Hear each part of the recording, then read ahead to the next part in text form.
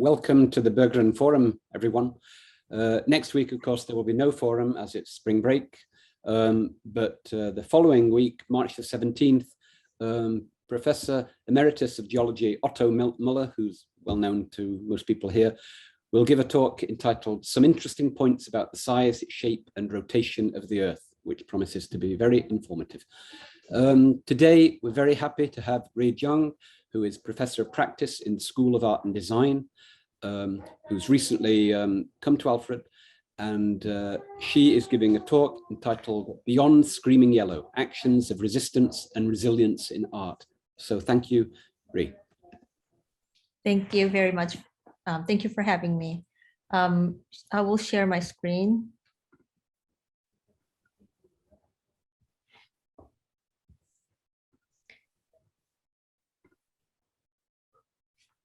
Can you see my screen well? Yes. Thank you. Hello, my name is Rey Jeong. I'm a professor of practice and inclusion, diversity, equity, and access generator at School of Art and Design and Performing Art Division. Thank you very much for having me. I'm very honored to present my work, Screaming Yellow, as actions of resistance and resilience in art. So here is an overview, brief overview of my work. Screaming Yellow is a social practice platform, a video installation, and a campaigning vehicle, which examines dialogue among racially marginalized people. It functions as an open discussion forum, a mobile open mic stage, a moving screen, and billboard. And I will introduce myself. I am a social practice artist and an activist who vocalize racial, gender, and social justice through creative practices as a member of a diaspora, first-generation immigrant, and woman of color. I immigrated from Asia for 4 years ago, and obviously, I'm an Asian woman with Korean accent. Through my creative and professional work, I'm fighting against stereotypes of Asian women, often associated with dismissive, not confrontational, quiet, and shy. But sometimes I feel like I perfectly act out. Am I performing someone in a boxes trying to get out of? So those are my big questions. I'm working mostly focusing on intersectionality, race, and gender. And most importantly, I love ocean paddleboarding. That's one of my favorite activities. So before explaining my work, I want to give you a brief introduction and description of what is social practice, because it is a relatively new term, and also it has a lot of theory in it. And also the problems of speaking for others often involved with the hierarchy between the artist and participants in social practice genre. After talking about this, I want to introduce my methodologies for creating Screaming Yellow. So in contemporary art, there are a lot of articles and journals. They're talking about what is art. So one quote from The Art of Direct Action, edited by Karen van den Berg, and the other authors, one of the most significant shifts in contemporary art during the past 2 decades concerns artists and collectives who have moved their artistic focus from representation to direct social action. Also, Lauren Hansberry, she was the first African-American female author to have a play performed on Broadway. She's also said, all art is ultimately social. I truly believe that art cannot be separated from society and social activities. So socially engaged practice and social practice. Socially engaged practice describes art that is collaborative, often participatory, and involved people as a medium or material of the work. Community art, socially engaged practice, participatory practices all of the terms under the umbrella of social practice. And there are some questions about speaking for others and hierarchies between artists and participants. From the book of The Problem of Speaking for Others by Linda Alcoff, she stressed that social practice is often born of the desire for mastery, to privilege oneself as the one who more correctly understands the truth about another situation, or as the one who can champion a just cause and thus achieve glory and praise. Also, Claire Bishop, professor of contemporary art and exhibition history at the City University of New York, she also mentioned that the problems of the feeling of doing good in the community art. Also, I can add that by Jorgen Svensson, he also mentioned that I would like to start by saying that I found the concept of generosity problematic in that it assumes a hierarchical structure between a giver and recipient. This means that generosity or doing good always carries a power dynamic. So Alcoff's quote applies to Ai Weiwei's work. In 2017, his work touched upon the theme of refugees and migrants who arrived in Europe by covering the column of Concerthaus Berlin with life jackets. However, his work received much criticism because it repeats and reimagines a problem. Perhaps his intention was to highlight the tragedies of mass displacement and migration to pay attention. But I found the limitation of his work due to the momentary nature. After all, Ai Weiwei will eventually deinstall his work. He will return to his studio, and the problems of migrants in the Mediterranean Sea would continue. So these criticisms apply to almost all social art practitioners because the motivations or aftermath often of the work falls into two different categories. So one is artists are invited to the community to the service, for example, murals or city beautification projects, etc. Or artists have a clear idea, so artists direct a project and invite community members.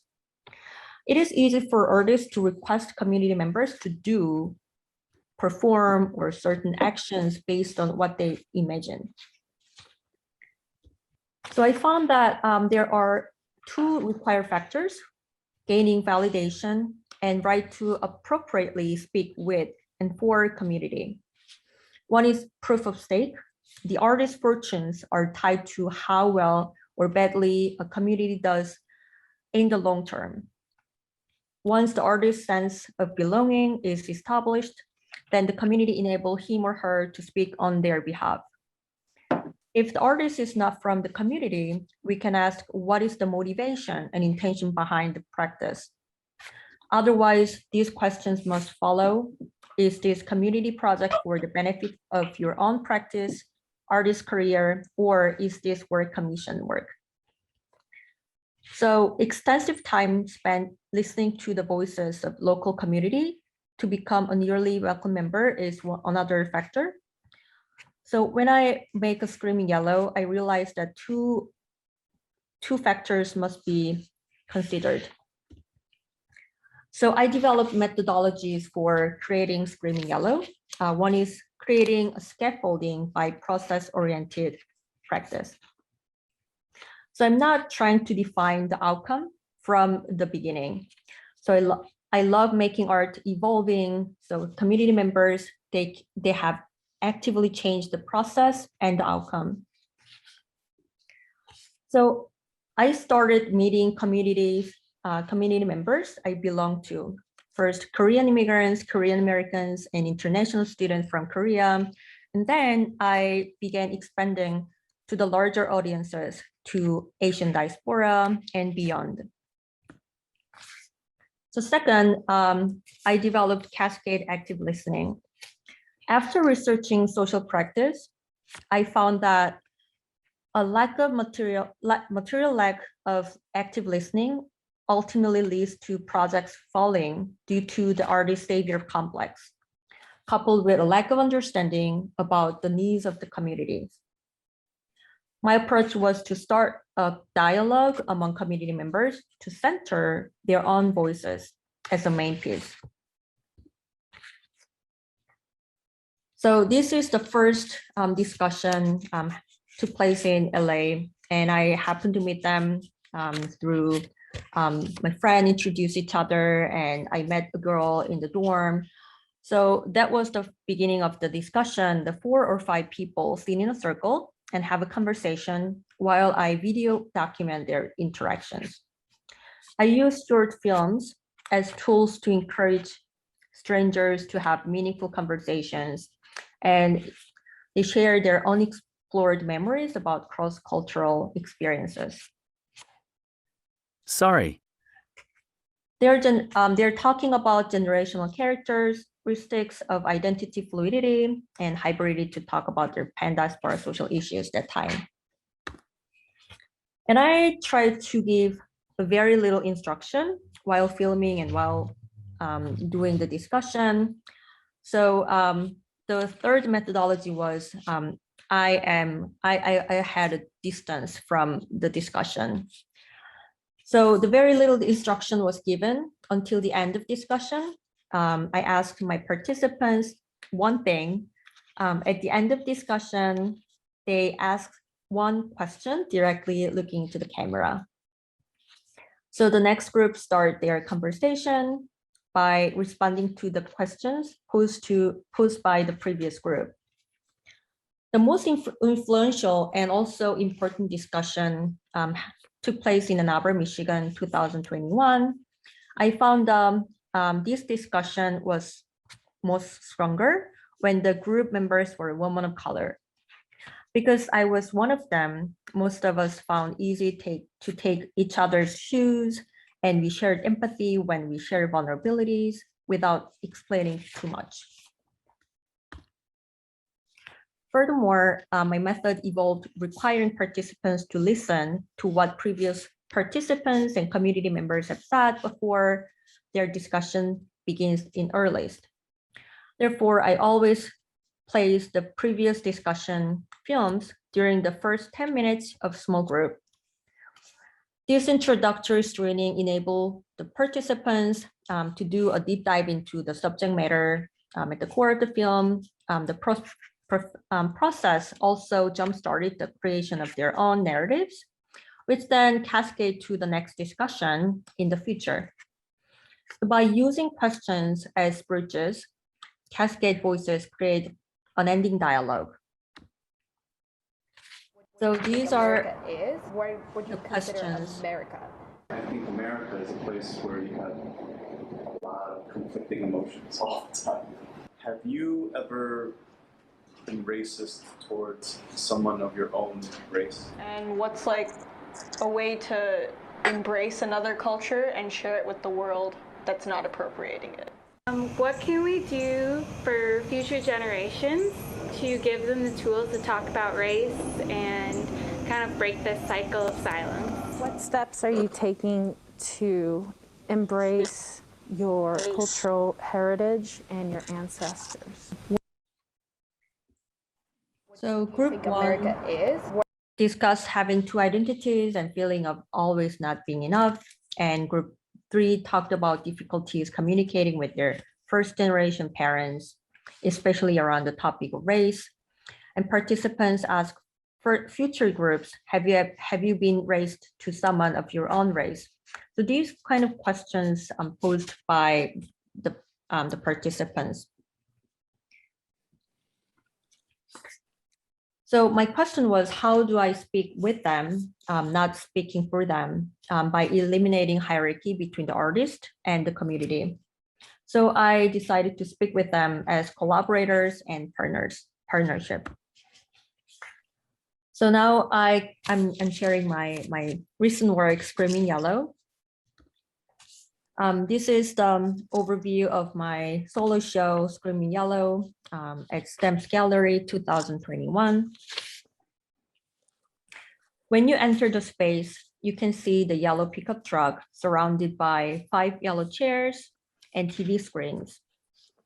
I was able to receive funding to purchase the early 2000 yellow pickup truck from Atlanta.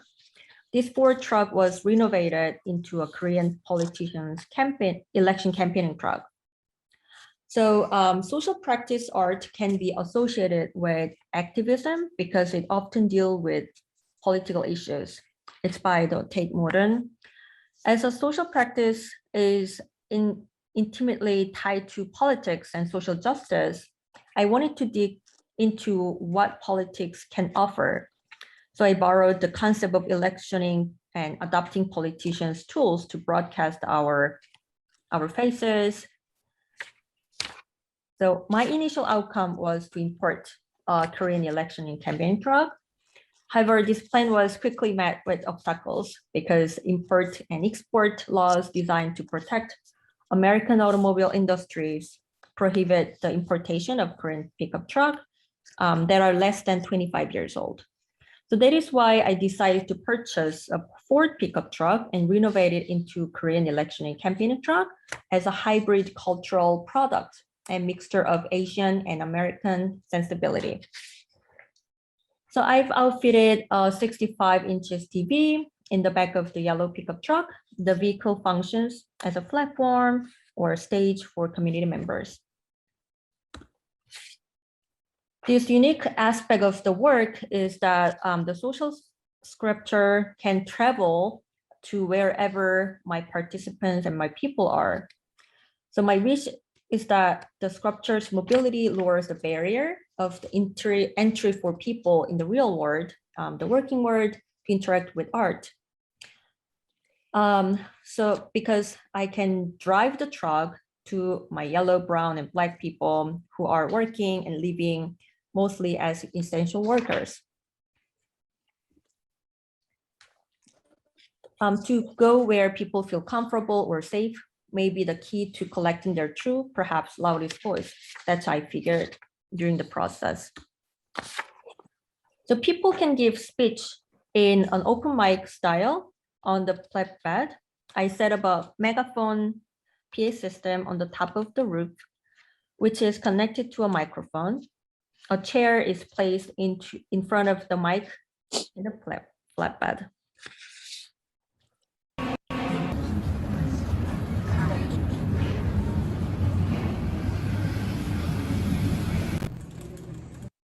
Open the floor.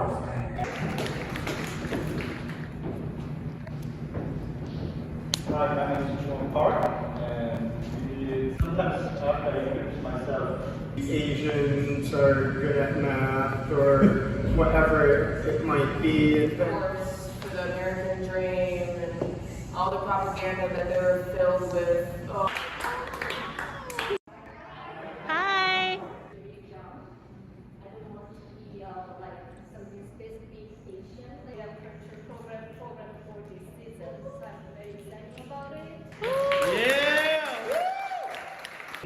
Growing up half Chinese, half white, I never really had these conversations with anybody except my own siblings. Because The next Asian baby, the daughter especially.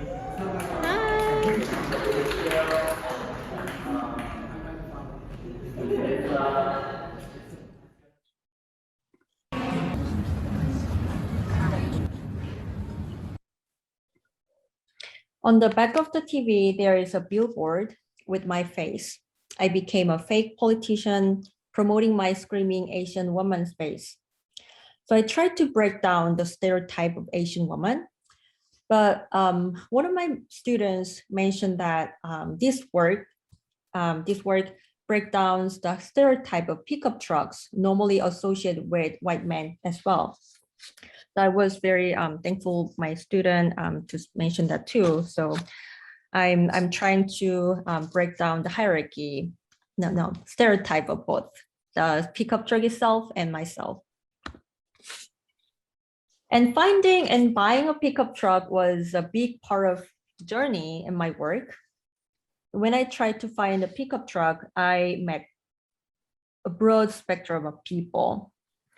In the process of finding and buying the pickup truck, I found a very interesting phenomenon that sellers, they never look at me.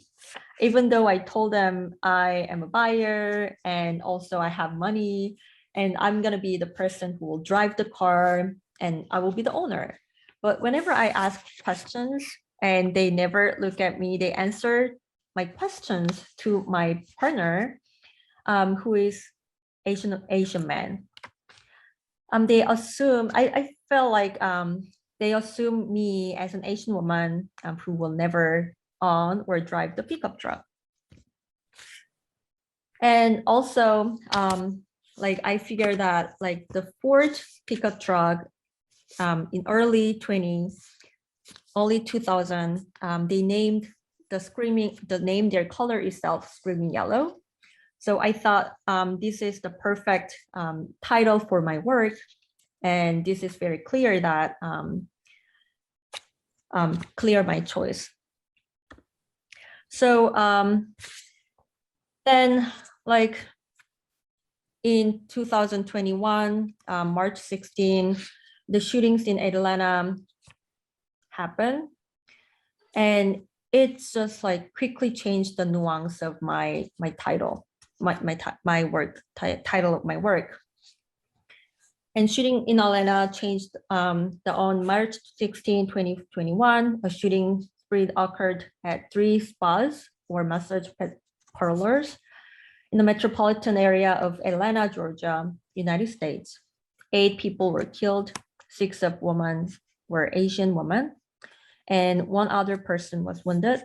A suspect, 21 years old, Robert Aaron Long, was taken into custody later that day. And I found that there was very, very little room to speak about, and we have very little vocabulary to have a conversation around this. And also, he mentioned that he was driven by sexual addiction, who wanted to eliminate the temptation away from God's grace and describe his atrocity as having a bad day.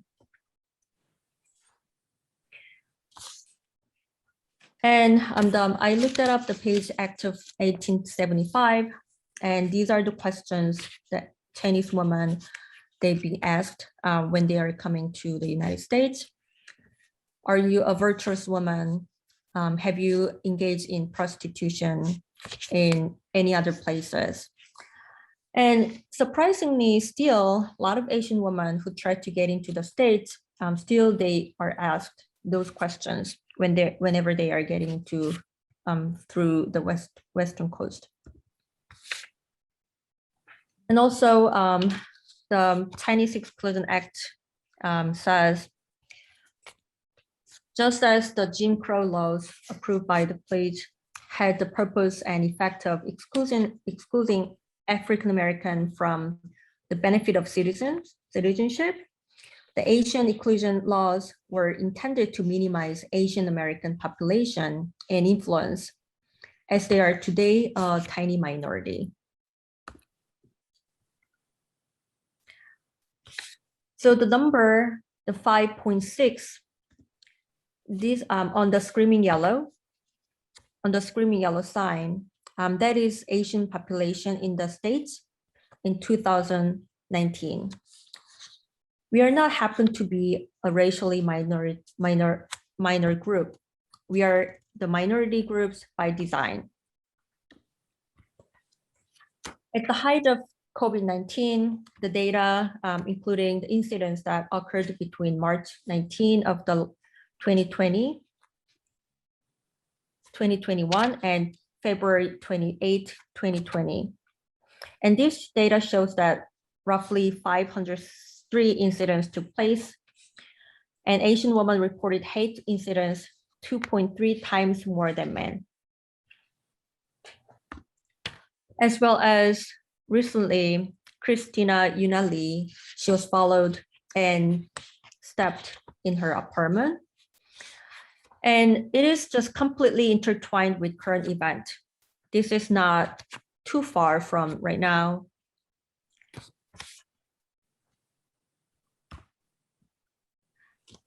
An important component of social practice to consider is when it is appropriate for artists to speak for others, to create a path for resolving social issues, especially when the artist's intention is to enhance empathy and spur action.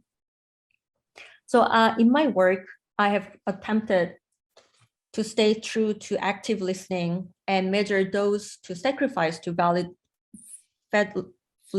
appropriate others' voices.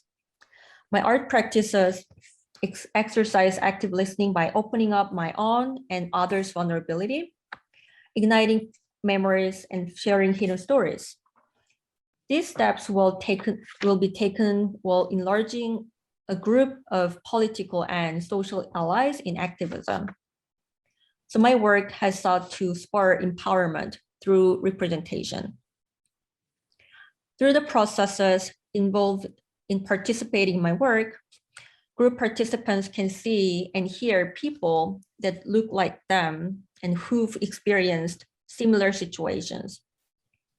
The resulting call response framework and process-oriented practice can empower people to create an example of themselves for future participants by demonstrating a comfort with their own vulnerability. These are my citation, and this is the end of the presentation. Thank you very much for joining today and listen to me. Thank you. Thank you, Rey. It was very interesting. And so I will open it up for questions and discussion.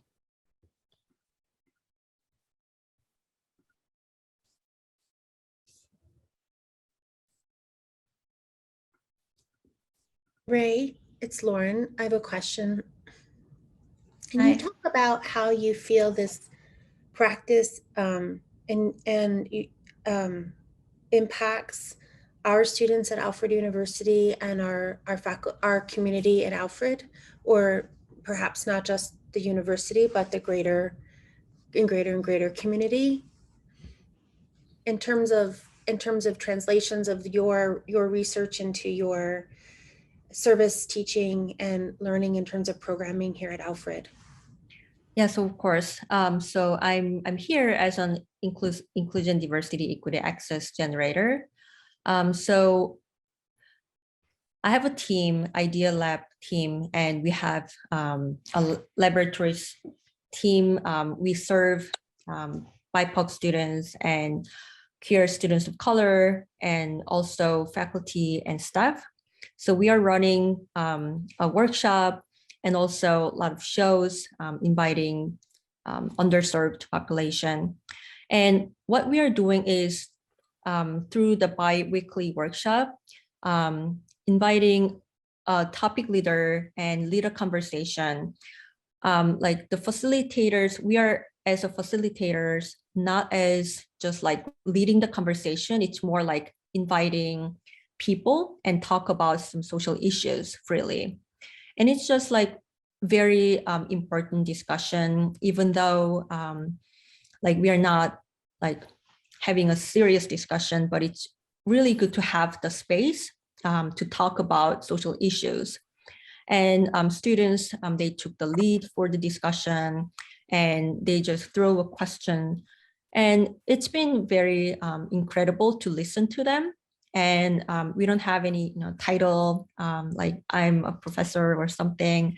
We are just having a discussion, like the future discussion would be the cultural appropriation in art, because a lot of people, they're curious about what is the appropriation and appreciation in making art. So I believe that creating a space is very powerful, and inviting people to come in and have a discussion and make them comfortable is the first key point. I hope that answered your question, Lauren. Thanks, Rey. Thank you.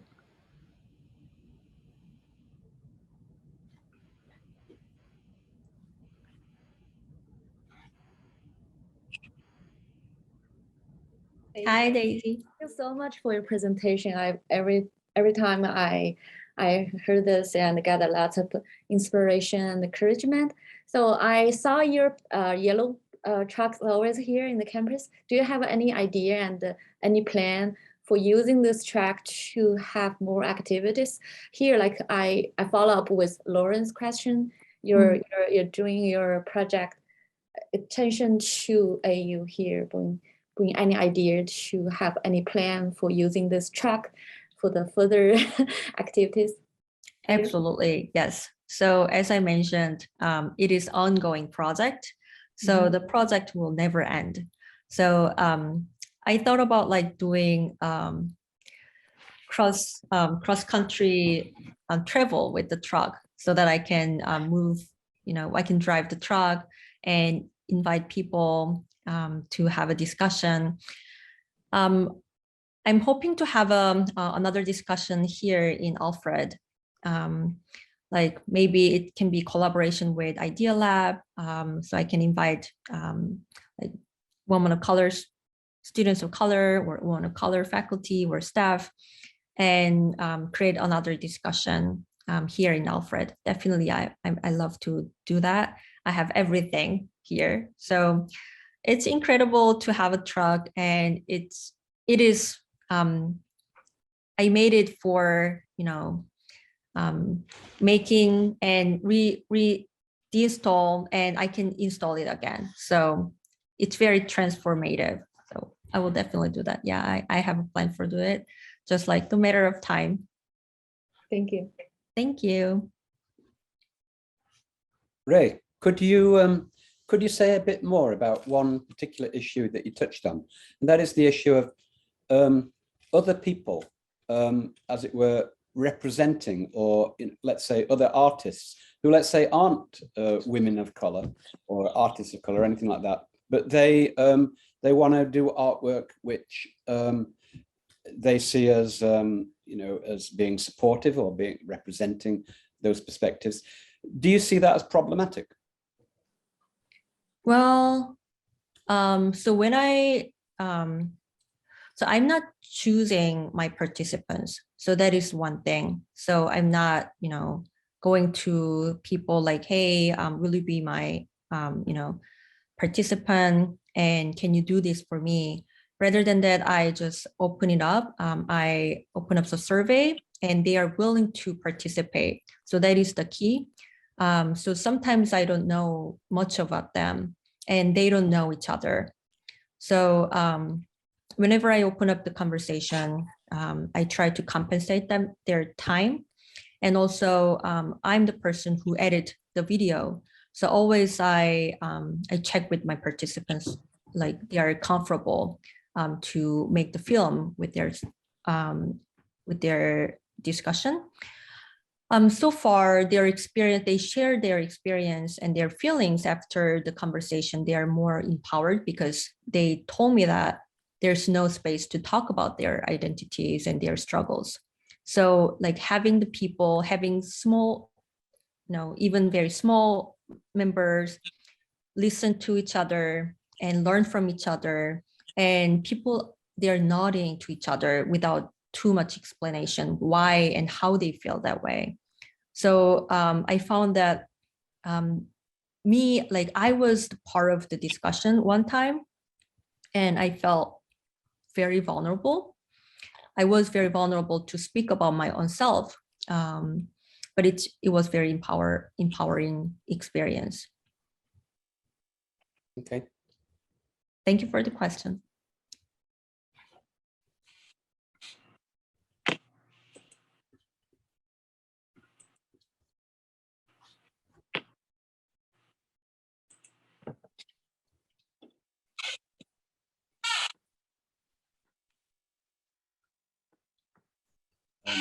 Do you have any other questions for Ray?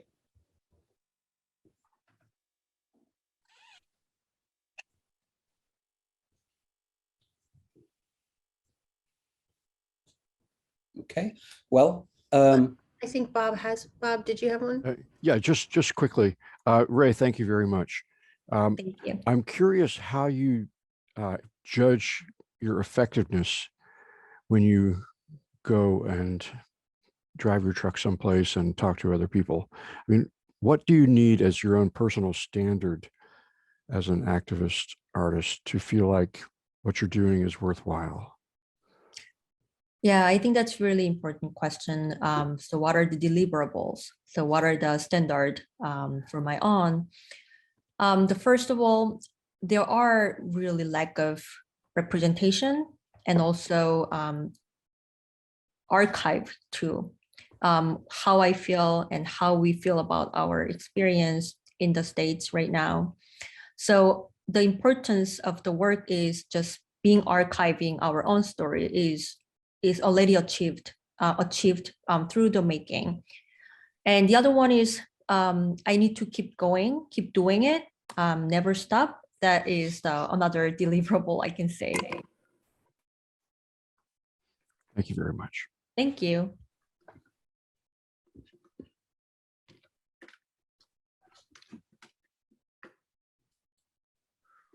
Any other questions for Rey?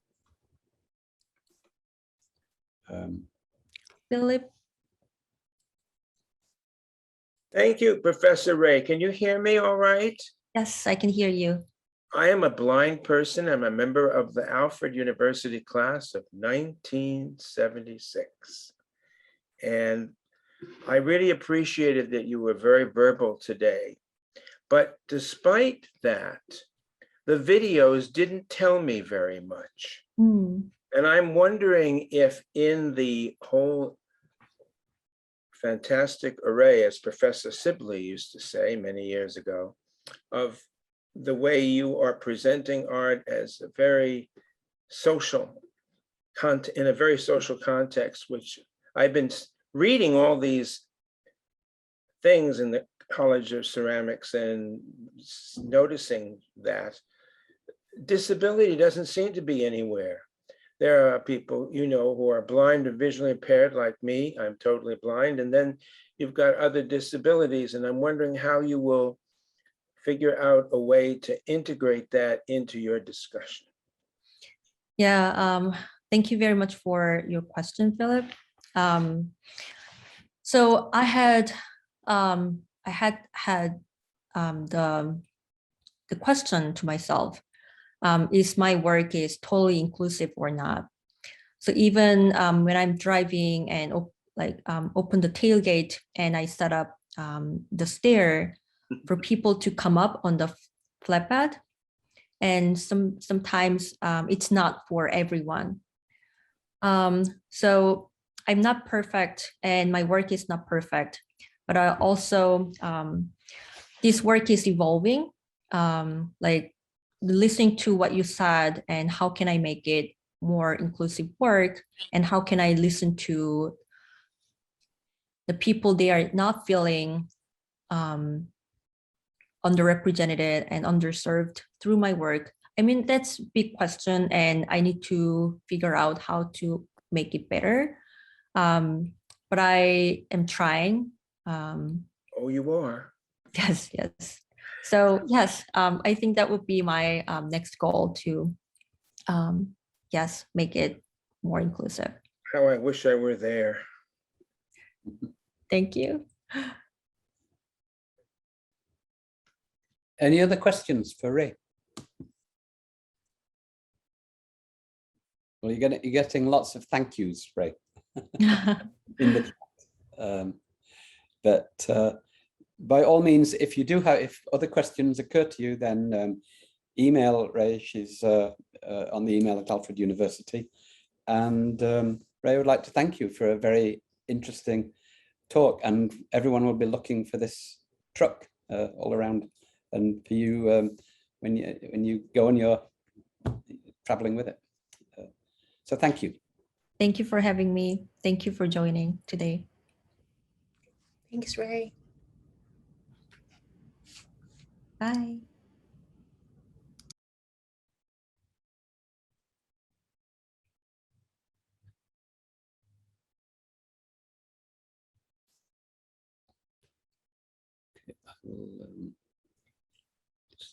Thank you very much for hosting me to the Bergen Forum.